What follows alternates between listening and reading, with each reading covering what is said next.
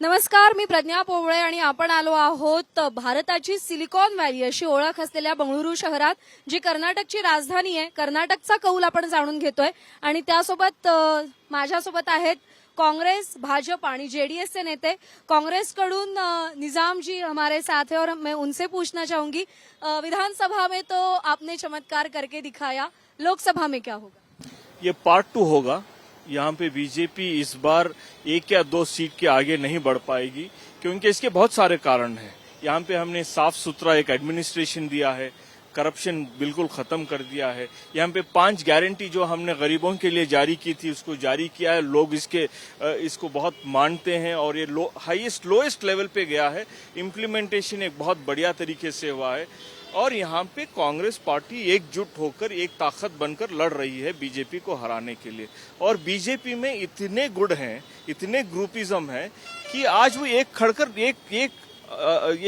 Party की तहत खड़ा होकर लड़ नहीं पा रही है। तो इसकी वजह से यहाँ पे बीजेपी 1 या 2 सीट लेगी, वो भी अगर कोई हमारे से। लेकिन 2019 की अगर हम बात करें, तब विधानसभा में तो कांग्रेस चुन के आई थी, लेकिन लोकसभा में तो बीजेपी का ही जादू दिखाई दिया था। ये पैटर्न रिपीट होगा? नहीं, जब 2019 में एक झूठ चला था, पुलवामा का एक सिंपैथी वोट प्रधानमंत्री को मिल गया था। इस बार लोग समझ गए हैं कि अगर कोई भी ऐसा कांड होता है तो ये देश विरोधी कांड सिर्फ बीजेपी कर सकती है। इसकी वजह से इस बार ना सिंपैथी है, ना प्रो इनकम्बेंसी वोट उनके लिए है, ना कोई आप वोट क्यों देंगे। ये एक बीजेपी पार्टी जो थी कि कहते थे कि हम देश के लिए लड़ेंगे, आज वो एक नेचुरली भ्रष्ट पार्टी बन चुकी है। एनसीपी को कहते थे कि नेचुरली करप्ट पार्टी, आज बीजेपी नेचुरली करप्ट पार्टी बन चुकी है। आज अब देखेंगे कि महाराष्ट्र में क्या हो रहा है। सारे भ्रष्ट लोग बीजेपी में जमा हो जाते हैं, वहां पे हार पहन लेते हैं और मोदी जी का जपन करते हुए वहां पे भ्रष्टाचार करते बैठे हैं। आप वही भाषण को याद करिएगा कि प्रधानमंत्री 2 दिन पहले चीख कर कह रहे थे कि 72,000 करोड़ का घोटाला, 72,000 करोड़ का घोटाला। उसी 2 दिन बाद वही शरद पवार के भतीजे जो हैं अजित पवार, वो उनके साथ जमा हो जाते हैं, उनकी सरकार बचाते हैं और उनके सारे केस माफ हो जाते हैं। तो आज कहिएगा कि नेचुरली भ्रष्ट पार्टी कौन सी है? बीजेपी। इसीलिए तो वॉशिंग मशीन के मुद्दे पर आप नहीं है, ये तो नेचुरली भ्रष्ट हो गए हैं। मैं उनसे जानना चाहूंगी, शैतान सिंह जी, करप्शन के आरोप लगाए जा रहे हैं, वॉशिंग मशीन बोला जा रहा है बीजेपी को, लेकिन बीजेपी कर्नाटक में लोकसभा में तो चमक के आती है, ऐसा 2019 में देखा था। 2024 में क्या होगा? 2024 में जो पिछली बार 3 सीटें रह गई थी, इस बार 28 में से 28 सीटें भाजपा को आने वाली है और ये करिश्मा होने वाला है। आश्चर्यजनक रूप से इस बार बीजेपी 28 सीटों पे। ईवीएम लगाएंगे आप? वो आपको पूरा आरोप, वो आपके मिथ्या आरोप है। अगर ईवीएम लगता है कि अगर ईवीएम होता तो पंजाब में गवर्नमेंट क्यों बदलती? जब गवर्नमेंटें बदलती है, जब ममता वहाँ पे पश्चिमी बंगाल में आती है तो उनको ईवीएम नजर नहीं आता है। जब राष्ट्रीय स्तर पे हम आते हैं तो इनको ईवीएम की शिकायत होती है और जब चुनाव आयोग इनको बुलाता है कि ईवीएम मशीन को चेक कीजिए तो इनके पास कोई जवाब नहीं होता है। 1000 करोड़ का भ्रष्टाचार हुआ, उसका हिसाब ईवीएम की करते हैं। इससे पता चलता है कि ये इलेक्शन के पहले हार चुके हैं। 72 यारना, ये एक बौखलाट है, बौखलाट के सिवा कुछ नहीं है। 50,000 शालाएं इन्होंने, 50,000 स्कूल इन्होंने बंद करवा दिए हैं। जो गरीब बच्चे फ्री में पढ़ाई कर रहे थे, शिक्षा पा रहे थे, आज उससे वंचित हो गए हैं। उसका जवाब ये बीजेपी दे पाएगी? बिल्कुल नहीं। वो चाहते हैं कि देश ही अनपढ़ रहे और वो 5 किलो चावल इन्होंने 23 करोड़ लोगों को बीपीएल के पावर्टी लाइन से नीचे धकेल दिया है। आज 140 करोड़ लोगों में 80 करोड़ लोग लाभार्थी हो गए हैं। ये बीजेपी की देन है, ये मोदी जी की देन है। देखने ठहरिएगा, ये देन, इस पाप का घड़ा कब फूटेगा? इस 2024 में इस पाप का बड़ा एमएसपी उन्होंने कहा कि डबल हो जाएगा। आज किसान दिल्ली के बॉर्डर्स में बैठे हैं, उनको सलाखें लगाकर एक आतंकवादी को जैसे लड़ते हैं वैसे सलाखें लगाकर आज रोडों पे बिठा कर रखा है, उस पाप का घड़ा कब फूटेगा? इस 2024 के इलेक्शन में फूटेगा। ये बताइए कि जीडीपी बढ़ रहा है, जीडीपी बढ़ रहा है, आप मुझे बताइए कि इन्फ्लेशनरी मार्केट में जो 100 रुपये था वो आज 200 रुपये हो गया, 180 रुपये हो गया, तो स्पेंडिंग ज्यादा हो गई। लेकिन अर्थव्यवस्था 5वें नंबर पर आ चुकी है। ये तो आईएलओ की एक रिपोर्ट आई है, इंटरनेशनल लेबर ऑर्गेनाइजेशन की एक रिपोर्ट आई है, कहते हैं कि उस रिपोर्ट में 60% अनएम्प्लॉयड यूथ इंडिया में 34 साल से नीचे उम्र वाले लोग हैं। उसका जवाब कौन देगा? और ये भी कहते हैं कि अगर आप 80% ले लें तो 40 साल की उम्र के नीचे से लोग हैं वो आज अनएम्प्लॉयड हैं। आज इन्होंने इनको एक बात की ये देनी चाहिए, शाबाशी देनी चाहिए कि इन्होंने पकोड़ा तलने को नेशनल उद्योग बना दिया। पकोड़ा तलो, अपना पेट भरो, सिर्फ लेकिन वो कुछ गलत है क्या? पकोड़ा तलना कुछ कम ही बात नहीं है ना? मुझे आप ना रोड पे यहाँ पे झाड़ू लगाने के लिए कहिएगा। खानदानी नहीं, सुनिए पकोड़ा वो गलता ऐसे ही लगेगा उनको, चाय पकोड़ा से चिड़े उनको, चाय पकोड़े से। आप बहुत गरीब पैदा हुए थे। नहीं ना, हमारी पृष्ठभूमि वही है। हमारे जी को जानते हैं आपके, हमारे मोदी जी की पृष्ठभूमि वही है। आपको जानते हैं, हम बताते हैं। सुनिए, डिग्निटी ऑफ लेबर एक बहुत सही बात है। मैं मेरे घर में जितने लोग काम करते हैं या मेरे उद्योग में जितने लोग काम करते हैं उनको मैं बहुत इज्जत देता हूं, लेकिन ये कहना कि ये ग्रेजुएट होने के बाद, एक पोस्ट ग्रेजुएट होने के बाद आप पकोड़ा तलें, दिन में 200-300 रुपए कमाएं और खुशी खुशी आप घर में सो जाए, ये बात जो इन्होंने कही थी और इस पकोड़ा तलिंग को उन्होंने नेशनल उद्योग बनाया है, इस पाप का घड़ा कब फूटेगा? 2024 में होगा। और एक बात और सुनिएगा, वुमेन्स राइट, वुमेन एम्पावरमेंट में आज इंडिया अगर आप कहाँ है देखेंगे तो आपको नीचे लेवल जो 180 देश जो हैं उसके आखिरी 20 कंट्रीज में आपको ढूंढना पड़ेगा। जो पिछड़े हुए देश है उसके नीचे पहुंच चुके हैं। आज हंगर इंडेक्स कहाँ है? 130 के पार हो गए हैं। हमारे से गरीब देश आज अपने लोगों को खिला पा रहे हैं, उनको खुशियां दे पा रहे हैं, लेकिन आज इस देश में ना खुशी बची है, ना उद्योग बचा है, ना हंगर बचा है, कोई चीज नहीं। सिर्फ एक नाम प्रोपेगेंडा चलता है, झूठ बोलो। मोदी जी सिर्फ सुबह शाम झूठ बोलते हैं। झूठ सभी। बात याद रखिएगा, इस देश की जनता इस झूठ को सहेगी नहीं। इस झूठ का पर्दाफाश होगा। इस बार 200 पार भी नहीं कर पाएंगे बीजेपी। पब्लिक बहुत समझदार हो चुकी है। झूठ कौन बोल रहा है, दुष्प्रचार कौन कर रहा है, ये सब पब्लिक जानती है। मैं जीडीएस के पास आना चाहूंगी। जैसा कर्नाटक के पॉलिटिक्स में हम देखते हैं बीजेपी कांग्रेस आप साथ लड़ते हैं और जो किंग मेकर होता है वो जीडीएस होता है, वैसे यहाँ पे भी दिखाई दे रहा है वो बस तटस्थ रहकर आपकी बातें सुन रहे हैं। मैं उनसे जानना चाहूंगी क्या भूमिका रहेगी जेडीएस की इस बार? देखिए, जेडीएस वो कहावत है ना कि देखन में छोटन लगे घाव करे गंभीर, ठीक है? तो बूंद बूंद से जो कहते हैं ना कि घड़ा भरता है, तो वो वही चीज है। और जहां तक बात करें हम कर्नाटक के पॉलिटिक्स की, तो कांग्रेस का जो झगड़ा आपस का वो खत्म नहीं हो रहा। डीके शिवकुमार सिद्धरमैया के चेयर को देख रहे हैं, ठीक है? सिद्धरमैया चेयर नहीं छोड़ना चाहते। उनके लोग कहते हैं जी कि अभी चुनाव के बाद हम डीके शिवकुमार वो बनेंगे, मुख्यमंत्री बनेंगे। तो इनका आपस का झगड़ा निपट नहीं रहा और ख्वाब देख रहे हैं 25 सीट जीतने की। नहीं, नेशनल ट्रेंड सेट हो चुका है। धरती बोल रही है कि इस बार जेडीएस और बीजेपी मिल करके 28 की 28 सीटें जीतेंगी और कांग्रेस खड़ा खड़ा मुंह देखता रह जाएगा। उनके आगे से थाली निकलेगा और उनको पता भी नहीं चलेगा। वो जिस ख्याल में डूबे हुए हैं, इनका ये कहीं से फाइट में नहीं है, लड़ते हुए नहीं दिखाई दे रहे हैं। बीइंग अ रीजनल पार्टी में आपसे ये पूछना चाहूंगी कि ऐसा क्यों होता है कि विधानसभा में कांग्रेस की तरफ कर्नाटक की जनता अपना सब वोट शेयर दे देती है और लोकसभा में चुन के आती है बीजेपी, ऐसा क्यों होता है?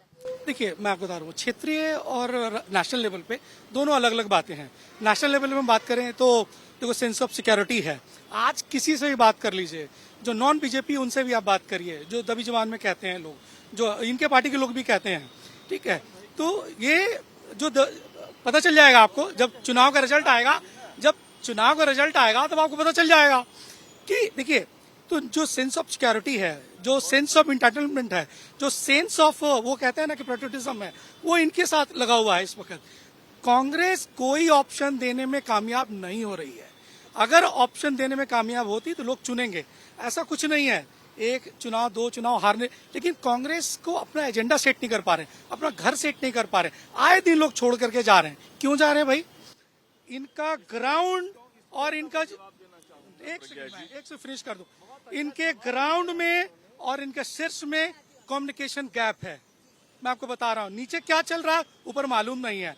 और मैं आपको बता देना चाहता हूं, basically between the fight between the two advisers, adviser of Modi and adviser of Rahul Gandhi, इस बात को जितना जल्दी समझ ले उतना बढ़िया है। जी, आप कुछ कह रहे थे, ये दबी आवाज में कुछ बातें चल रही है, कांग्रेस को छोड़ के सब जा रहे हैं, ऐसे बोल रहे थे आपका? पूछिएगा कि क्यों आ रहे हैं। एक नेचुरली करप्ट आदमी जिसके ऊपर ये रोज गाली बरसाते रहते हैं, पुलिस भेजते हैं, ईडी भेजते हैं, सीबीआई भेजते हैं, वो लोग अपने डर से, अपने भ्रष्टाचार को बचाने के लिए ये भ्रष्ट नेचुरल पार्टी ये जो मैत्री बनी है, जो गठबंधन बना है, उसमें जा रहे हैं। क्यों जा रहे हैं? कर्नाटक से कौन गया बताइएगा मुझे। कर्नाटक से कांग्रेस का लीडर छोड़ के कौन गया है? बीजेपी से आना चाह रहे हैं, हम ले नहीं रहे। अच्छा, खरगे जी का कमाल इस बार भी दिखेगा, वो कांग्रेस के नेशनल अध्यक्ष है और इस बार कांग्रेस पार्टी 200 से ज्यादा पार कर जाएगी और इंडिया अलायंस सरकार बनाएगी। जो एक एक्सपीरियंस जो लाते हैं, अनुभव जो लाते हैं खरगे साहब, ये कहां से जीतेंगे? ये पूछे ना इनसे आंकड़ा। 200 सीट कहां से जीतेंगे? आंकड़ा, अरे भाई आंकड़ा तो लाओ ना, कुछ तो सब्सिडेंट करो। बात सुनिए, खरगे जी तो एक मुखोटा है। वो कहाँ है अध्यक्ष, नेशनल अध्यक्ष? जो करने वाले हैं वो 10 जनपद से फिक्स होता है। आदमी जीत रहे हो आप। अगर मुखोटा है तो वो उनका असर क्या पड़ेगा? पहले तो पार्टी को मान्यता देनी पड़ेगी। मध्य प्रदेश में क्या हालत हुई? मान्यता देनी पड़ेगी। मध्य प्रदेश में क्या हालत हुई, भूल गए क्या? वो कैसा झटका लगा आपको? पिछले विधानसभा छत्तीसगढ़ में क्या क्षेत्र में झटका आपको लगा? एक बात बताऊं, राजस्थान आपके हाथ से हमारे चला गया। मोदी जी कुछ वहाँ समझने पे को तैयार चुनाव नहीं प्रचार है। के लिए गए। देश की जनता चाहती क्या है? इनके ले लीजिए हमसे। कांग्रेस के शीर्ष नेतृत्व में नेशनल अध्यक्ष के फोटो ही नहीं लगते हैं। देश की जनता चाहती क्या है? लेकिन विधानसभा चुनाव के अगर हम सोचेंगे तो नेशनल प्रेसिडेंट बनने के बाद तुरंत बाद कर्नाटक में इलेक्शंस लगे थे खरगे जी, और खरगे जी के लिए वो बहुत प्रतिष्ठा की बात थी और उन्होंने प्रतिष्ठा बनाई रखी है। उनका अनुभव इस 2024 के इलेक्शन में काम आएगा और बीजेपी, और मैं कहना चाहूंगा इस झूठे प्रधानमंत्री को हराने में इनका झूठे प्रधानमंत्री बोल रहे हैं। काम आएगा।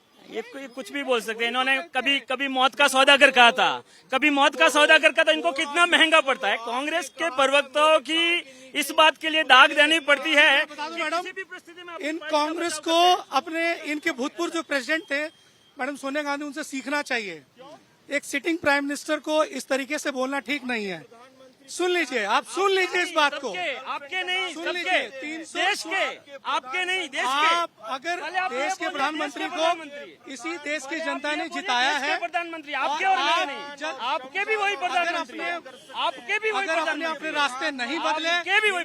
प्रज्ञा जी पहले इनसे बोलिए कि इनके प्रधानमंत्री कौन है, पूछिए इनसे इनके प्रधानमंत्री कौन, ये पूछे इनके प्रधानमंत्री कौन है। प्रधानमंत्री लोगों बार कौन है? रंग पे भेदभाव कर सकते। पूछिए इनसे कौन सा पूछा गया। सवाल कीजिए। मैं एक प्राइवेट चैनल इनके प्रधानमंत्री कौन है, ये पूछिए इनसे। में 2000 हम मानते हैं बाकी सब बातें प्रधानमंत्री कौन किसी के है। जी बिल्कुल, सीएम है, इनके भी सीएम जी बिल्कुल, प्रधानमंत्री इनके लिए। जी बिल्कुल नहीं आप कहना चाहूंगा। इन्होंने कहा कि नवाज शरीफ कौन है। हमने कहा कि ये हमारे इंडिया के देश के प्रधानमंत्री बिना कोई इनविटेशन, बिना कोई अनाउंसमेंट आप चले जाते हैं। आप हम वापस कर्नाटक के बारे में बात करते हैं। नजीम जी, एक प्राइवेट न्यूज चैनल के प्रोग्राम में जब मैडम प्रेसिडेंट थी, उनसे पूछा गया और देश के बहुत बड़े शख्स ने पूछा उनसे, सुन लीजिए, उन्होंने कहा कि भाई आप प्राइम मिनिस्टर को क्या एडवाइस करना चाहेंगे। तो उन्होंने क्या कहा, सुन लीजिए, इनको सीखनी चाहिए। उन्होंने कहा कि after he is our prime minister, I cannot advice him. उन्होंने ये बात बोला। उन्होंने बोला ये बात, तुम्हारे आपके प्रेसिडेंट ने बोला, प्रधानमंत्री आपके ने प्रेसिडेंट ने बिना बोला। बुलावा देखिए, बिना बुलावा नहीं नहीं, हमें इतिहास के बारे में बात करनी है तो हम बाद में बात करेंगे। नाजिम जी, मैं आपसे पूछना चाहूंगी, हम अभी बेंगलोर में खड़े हैं। बेंगलोर में 3 लोकसभा चुनाव क्षेत्र है, तीनों में बीजेपी के कैंडिडेट जीत चुके हैं। यहाँ पे तेजस्वी सूर्या जैसा एक कैंडिडेट है। बाकी कर्नाटक की बातें तो होती रहेंगी, कम से कम ये बताइए कि बेंगलोर के ये 3 सीट जीतने के लिए आपकी क्या स्ट्रैटेजी है? हमारी स्ट्रैटेजी बिल्कुल तय है, बिल्कुल तय है। जैसे आप कौन है? तेजस्वी सूर्या है ना आपके साउथ के कैंडिडेट? हाँ, तेजस्वी सूर्या। कमी दिखा रहे हैं आप उनको? नहीं, आप पूछिए, आप उनसे पूछिएगा कि इन्होंने यहाँ पे कितना फंड लाया है, इन्होंने यहाँ पे टैक्स का पैसा वापस कितना लाया है, कावेरी के लिए कितना इन्होंने लड़ाई लड़ी है, मादाही के लिए इन्होंने कितनी लड़ाई लड़ी है। इनको पूछिएगा कि as a MP Bangalore South के लिए इन्होंने क्या क्या उपलब्धि दी। उसी तरह पीसी मोहन अपने कमरे से, अपने घर से, अपने उद्योग से बाहर आकर कितने लोगों को पिछले 5 साल में, ये 3 टाइम एमपी रह चुके हैं, ये कहाँ थे, कौन थे? आज बहुत सारे लोग पीसी मोहन को जानते भी नहीं है, उनको देखा भी नहीं है। उसी तरह वो भी इस बार हारेंगे। और सदानंद गौड़ा साहब हारने वाले थे, इसीलिए, या उनका कुछ शोभा करंदलाजे का कुछ तो है कि वहां से हारने वाली थी, कहाँ पे, चिकमंगलुरु उडुपी से यहाँ पे नॉर्थ में लाया है। उनको कोई जानता नहीं है, सिर्फ बात करती हैं तो चिल्लाती हैं। तो यहाँ लेकिन नहीं, बीजेपी का बहुत ज्यादा विश्वास है तेजस्वी सूर्या पर। क्या लगता है तेजस्वी फिर से चमक के आएंगे? सूर्या जी भी आएंगे, पीसी मोहन जी भी आएंगे और शोभा करंजले जी भी आएगी। हमारे घर पे तो आते ही है, लेकिन यहाँ पे नहीं, क्यों माफी मांगेंगे? उनका आज अगर किसी मेट्रो सिटी में अगर किसी ने सबरमन रेल दी है तो हमारे सांसदों ने दी है। अगर यहाँ पे मेट्रो का काम हो रहा है तो वो कहने का मतलब मेरे राज्य, जिस राज्य से मैं आती हूँ उस राज्य के इंटरेस्ट का एक सवाल पूछती हूँ। आखिरी सवाल है मेरा। कर्नाटक महाराष्ट्र सीमावाद अभी सालों से है, जो अभी तक चर्चा में है, उस पे कोई सॉल्यूशन नहीं निकल के आता है। अगर बीजेपी यहाँ से थम्पिंग मेजॉरिटी से आती है तो क्या सुवर्ण मध्य आप निकालोगे उसमें? देखिए, वो राष्ट्रीय नीति है तो वो अपने वही तय कर पाएंगे। नहीं, वही तय करेंगे। ठीक है, आपके पास मैं कहूंगा, देखिए, बोम्मई साहब की सरकार थी, येडियुरप्पा की सरकार थी, मोदी की सरकार थी, और वहां पे किसकी सरकार थी? तो इन्होंने उसका एक सोल्यूशन क्यों नहीं निकाला? उन्होंने कुछ भी नहीं किया, वो बात अलग। आप क्या करो? मैं बताता हूँ। अगर जब मेरे भाई, यहाँ पर भी इनकी सरकार है, तमिलनाडु में भी इनकी सरकार है, दोनों जगह इनकी सरकार है, नहीं, दोनों जगह इनकी सरकार है। पानी भेज दिया, आज कर्नाटक प्यासा है। कौन सा प्यासा है? आप तो कर्नाटक सुबह प्यासा कहे है। कि आपने 4-5 दिन से नहीं नहाए हैं। नहीं, हम स्नान करके आए हैं। पानी है ना आपके पास? वो नहीं, ये बातें होती रहेंगी, ये बातें होती रहेंगी। महाराष्ट्र की बात जी, अगर हम नेशनली सरकार बनाते हैं, इंडिया अलायंस की सरकार बनाते हैं, कर्नाटक में कांग्रेस की सरकार है और महाराष्ट्र में महा विकास आघाड़ी की सरकार बनती है, तो हम एक सोल्यूशन लाएंगे ताकि हम एक देश में हैं, सारे लोग इसी देश के हैं, मिलकर रहना चाहिए। है ना? अरे नहीं, आप बढ़ावा देते हैं, रोज आग डालते हैं वहाँ पे। अगर गरीबी की बात करते तो दी किसने? सरकार किसकी थी? 60 साल से चिंगारी शासन लगाते किसने हैं। किया? तौबा 60 तौबा साल कर से लीजिए, शासन किसने किया? तौबा तौबा कर लीजिए। हम जो महाराष्ट्र की जो जनता है वो बस एक सॉल्यूशन के तरफ देख रही है। वो सॉल्यूशन क्या होगा? अभी आपने एक रे ऑफ होप तो दिखाया है कि आप सब मिलके कुछ ना कुछ तो सॉल्यूशन आप जी करेंगे। जी, त्याच्यामुळे कर्नाटकचा जर आपण विचार केला तर बेरोजगारीचा प्रश्न आहे, पाण्याचा प्रश्न आहे, आयटी हब आहे, बंगळुरू हे शहर। अर्थात लोकसभेमध्ये 2019 मध्ये भाजपनं करिश्मा दाखवला होता, 2024 मध्ये तोच पॅटर्न पुन्हा एकदा दिसून येतो का? आणि जेडीएसची भूमिका नेमकी कशी राहते? किंग मेकरच्या भूमिकेमध्ये पुन्हा एकदा ते बसतात का? या सगळ्याची उत्सुकता आहे। बघत रहा माझ्यासोबत एबीपीची महाभारत यात्रा अयोध्या पर्यंत। एबीपी माझा, उघडा डोळे बघा नीट।